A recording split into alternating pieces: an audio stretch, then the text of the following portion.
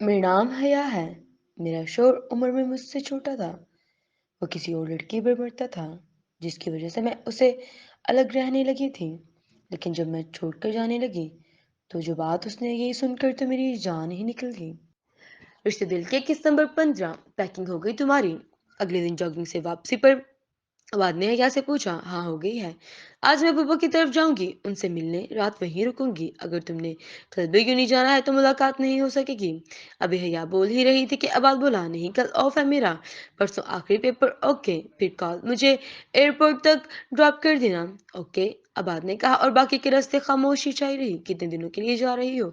बुब्बा के पूछने पर हया गड़बड़ा गई, फिर संभल कर बोली, कम से कम 2 हफ्ते तो रुकूंगी। मेरा भी एक काम करना। या के बताने पर मिनहाज ने हया को कहा। क्या हया ने सवालिया नजरों से देखा? बीजान से कहना कि उनका मासूम नवासा बड़ा हो गया है, अब तो उसके हाथ पीले कर दे। मिनहाज की मासूमियत देखने लाई थी। कौन? फारस भाई? हया अनजान बनी। नहीं, वो कहाँ से मासूम हो गया? मैं अपनी जात बात कर रहा हूँ। मिनहाज ने दांत पीस से।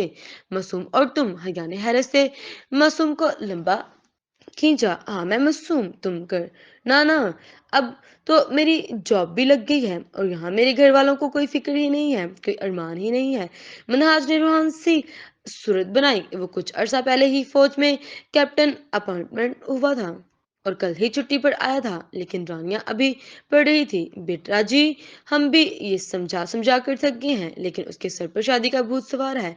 वो मनहाज को गुस्से से घूरते हुए यहाँ से बोली, तो मैंने कौन सा उसकी बुक्स फाड़ देनी है? और वो चिढ़कर बोला तो सब हंस दिए। जिस और वो मुंह बनाता हुआ अकड़ कर गया। हया बेटा अबाद को कॉल करे, वो भी यहाँ आ जाए। पुप्पो जी, अबाद के पेपर चल रहे हैं तो पढ़ रहा होगा, लेकिन मैं फिर भी कॉल करके कह देती हूँ।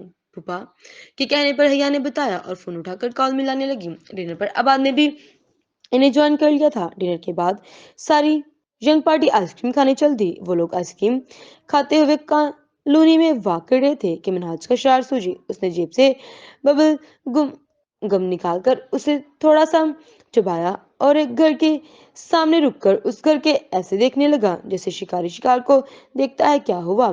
ऐसे क्या देख रहे हो? क्या करने वाले हो? मिनहाज को यूं रुकते और घर के घूरते देखकर हया और अबाद ने पूछा, जबकि तुबा पास खड़ी मुस्कुरा रही थी। हया और अबा दोनों को गड़बड़ महसूस हुई। ये करने क्या वाला है? मिनहाज ने बबल मुंह से निकाली और डोरबेल के साथ चिपका दी। भागो।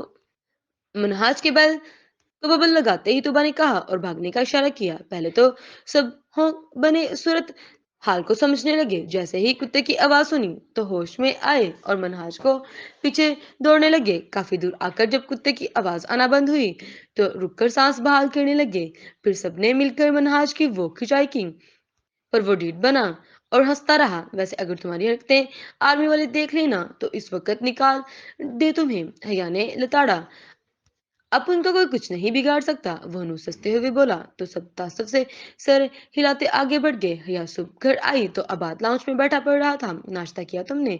फ्रेश होकर हया ने उससे पूछा। नहीं, अच्छा मैं बना देती हूँ। अबाद के इनकार करने और हया के किचन की जाना बढ़ गई, पर अबाद की बात सुनकर रुक गई। नहीं, रहने दो, जब कल भी मुझे खुद बनाना तो आज भी बना देता हूँ। अबाद स्पार लहजे में बोलकर कमरे की जाना बढ़ गया। अबाद क्या हुआ? मैं कुछ दिनों से देख रही हूँ कि तुम कुछ उखड़े उखड़े हो, मुझसे नाराज हो? यानी पीछे से पुकारा और उसके सामने जाकर खड़ी हो गई। नहीं, कुछ नहीं हुआ, तुम जाओ अपनी तैयारी कर लो। लहजा अभी भी उखड़ा सा था। क्या हुआ है तुम्हें? जब तक बताओगे नहीं मैं यहाँ से हिलूंगी भी नहीं। हया डट कर खड़ी हो गई।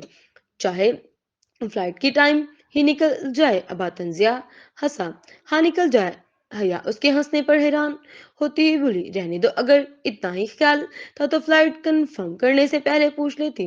मगर तुमने तो बताया भी गवारा नहीं किया। आखिरकार बिल्ली थैले से निकल ही आई। तुम इस बात और नाराज हो? मैं तुम्हें बताना चाहती थी, पर तुम पेपर की तैयारी में मसरूफ थे, तो मैंने सोचा कि मैं चली जाती हूँ पेशावर और मैं वहां के हालात देख लेती हूँ। तुम यहाँ महानूर से बात कर लो। हया ने अपना ख्याल जाहिर किया। मैं चाहता था हम दोनों इकट्ठे वापस जाएं। जहाँ इतना रह लिया वहां एक हफ्ता और रहने में कोई जायका तो नहीं था, पर तुम तो जिक्र करना भी मुनासिब नहीं समझा। ओके माय फॉल्ट, चलो कैंसिल कर देती हूँ। नहीं, रहने दो।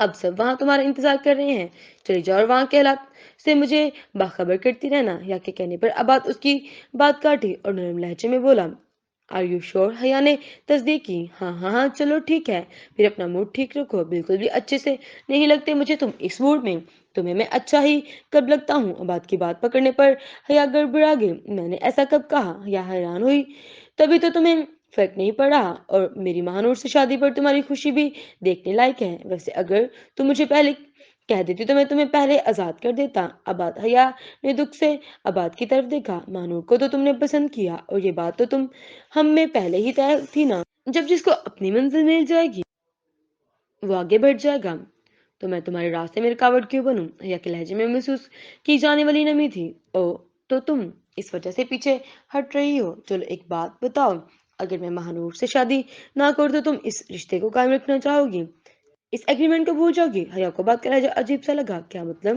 حیا کنفیوز ہوئی، کچھ نہیں، تم جاؤ اپنی تیاری کرو، گھر سے سب ویٹ کر رہے ہوں گے۔ عباد واپس نرمی سے بولا، گھر سے نکلتا چلا گیا۔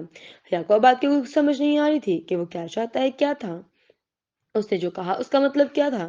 کچھ دیر سوچنے کے بعد حیا اپنی تیاری کی جانب یہ سوچ کر متوجہ ہو گئی کہ عباد مہانور کو ہی پسند کرتا ہے، اسے شادی کرنا چاہتا ہے، ہو سکتا ہے کہ وہ مجھ پر ترس کھا کر اس رشتے کو قائم رکھنے کی بات کر گیا ہو، پر اس سمجھوتے کا کیا فائدہ جس میں ساری زندگی مجبوری کا قلق ستاتا رہے؟ انہیں مختلف سوچوں میں حیا نے اپنی تیاری مکمل کر کے اپنے سارے معاملات رب کے سپرد کر دیے۔ جاری ہے۔